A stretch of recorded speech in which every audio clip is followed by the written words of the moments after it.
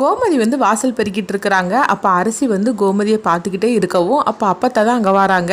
என்னம்மா உனக்கு உங்கள் அம்மாவை பார்த்து பேசணும்னு தோணுதா அப்படின்னு கேட்கும்போது ஆமாம் அம்மாச்சி அப்படிங்கிறாங்க. சரி வா நானே வந்து உன்னை கூட்டிகிட்டு போகிறேன், நீ அவட்ட போய் பேசு அப்படின்னு சொல்லவும் இல்லை வேண்டாம் அம்மாச்சி, எனக்கு பயமாக இருக்குது, அம்மா கிட்ட போய் நான் பேசினோம்னா கண்டிப்பாக வந்து என்னை திட்டுவாங்க, எனக்கு வேண்டாம் அப்படின்னு சொல்லும் போது நீ வாமா அப்படின்னு சொல்லிட்டு அரசியை கூட்டிகிட்டு போகிறாங்க.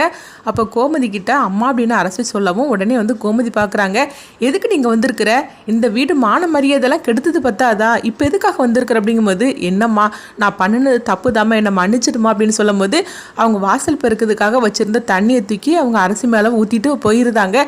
அம்மா அப்படின்னு சொல்லி கூப்பிடும் போது இங்கே பாரு என் மூஞ்சில் கூட முழிக்காது அப்படின்னு சொல்லிட்டு கோமதி போகவும் அப்போ அரசி நின்று அழுதுகிட்டு இருக்கிறாங்க. அப்போ பார்த்தோம்னா அப்பதான் வந்து சரி நீ அழாத, அவள் வந்து கோபத்தில் இருக்கிறா, எப்படியும் அவள் கோபம் ஒரு நாள் குறையும், அப்போ வந்து உன்னை புரிஞ்சுப்பா, என்ன இருந்தாலும் நீ பண்ணினது தப்பு தானே, நீ எதுக்காக இப்படி அவசரப்பட்டு முடிவெடுத்த, ஏற்கனவே உன் வீட்டில் வந்து 2 பேர் இந்த மாதிரி லவ் மேரேஜ் பண்ணியிருக்காங்கன்னு சொல்லிட்டு என்னெல்லாம் நடந்துச்சுது, நீ கொஞ்சம் அவசரப்படாமல் இருந்திருக்கலாம் அப்படின்னு அரசிக்கிட்ட சொல்லிட்டு இருக்கவும் அரசி அழுதுகிட்டே இருக்கிறாங்க. சரி நானும் தப்பு பண்ணிட்டேன், உங்கள் அம்மா கோபத்தில் இருக்கும்போது நீ போய் பேசுன்னு உன்னை அனுப்பணும்ல, என்னுடைய தப்பு தான், சரி வாமா அப்படின்னு சொல்லிக்கிட்டு கூட்டிகிட்டு போகிறாங்க. அடுத்தங்க பார்த்தோம்னா செந்தில தான் காட்டுறாங்க. அப்போ வந்து பாண்டியன் வந்து செந்திலுக்கு ஃபோன் பண்ணுறாங்க. என்னடா பணத்தை எடுத்துட்டியா, நீ வந்துட்டு அப்படின்னு சொல்லவும் ஆமாப்பா அப்படின்னு சொல்கிறாங்க. அப்போ வந்து செந்தில் வந்து கதிர்கிட்ட சொல்கிறாங்க, இதுக்கு மேலே நம்ம வந்து மறைக்கிறதுல எந்தவித பிரயோஜனமும் கிடையாது, நான் அப்பா கிட்ட போய் எல்லாம் உண்மையை சொல்லிட போகிறேன் அப்படிங்கும்போது அப்போ கதிர் சொல்கிறாங்க, பேசாமல் பணத்தை நான் தான் எடுத்துட்டேன்னு சொல்லிடட்டுமான்னு கேட்கும்போது டே எனக்காக நீ எவ்வளோ கஷ்டப்பட்டுருக்கிற, இன்னுமே நீ ஒன்றும் கஷ்டப்பட வேண்டாம்,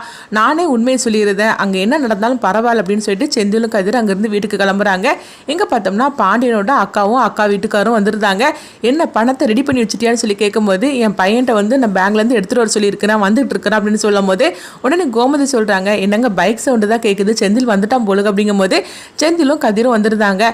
உடனே வந்து பாண்டியன் கேட்குறாங்க பணத்தை கொண்டாடா அப்படின்னு சொல்லும் போது உடனே வந்து செந்தில் வந்து எதுவுமே பேசாமல் அமைதியாக இருந்துட்டு இருக்கிறாங்க. என்னடா பார்த்துக்கிட்டே இருக்கிற, பணத்தை கொடு அப்படின்னு சொல்லவும் அப்பா அப்படின்னு சொல்கிறாங்க. என்னடா அப்பா அப்பான்னு சொல்லிட்டு இருக்கிற, பணத்தை கொடுடா அப்படின்னு சொல்லிட்டு இருக்கும்போது இல்லப்பா பணம் இல்லப்பா அப்படிங்கிறாங்க. என்னடா சொல்ற அப்படின்னு கேட்கும்போது பணம் இல்லையா, என்ன ஆச்சு அப்படிங்கும்போது என்ன பணத்தை தொலைச்சிட்டியா அப்படிங்கும்போது உடனே வந்து பாண்டியனோட அக்கா சொல்றாங்க, என்ன குடும்பமா சேர்ந்து என்னை ஏமாத்தணும்னு சொல்லிட்டு இந்த மாதிரிலாம் பிளான் போட்டுட்டு இருக்கிறீங்களா அப்படின்னு கேட்கும்போது உடனே பாண்டியனும் கோமதியும் செந்தில் கிட்ட கேட்குறாங்க, டேய் பணத்தை தானடா எடுக்க போனேன், என்னடா பண்ணி வச்சிருக்கிற, எங்கடா பணம், அவ்வளோ ரூபா பணம் அப்படின்னு சொல்லி கேட்டுட்டு இருக்கும்போதே அப்போ செந்தில் வந்து உண்மையை சொல்றதுக்காக வரும்போது கரெக்டாக மீனா வந்துருந்தாங்க. பணம் என்கிட்ட தான் இருக்கு அப்படிங்கிறாங்க. என்னம்மா சொல்ற, பணம் எப்படி உங்ககிட்ட வந்தது அப்படிங்கும்போது இல்ல நான் பேங்குக்கு போறேன்னு சொன்னேன், அதனால பணத்தை நானே எடுத்துட்டு வந்துருதுன்னு சொன்னேன் அப்படின்னு மீனா சொல்றாங்க.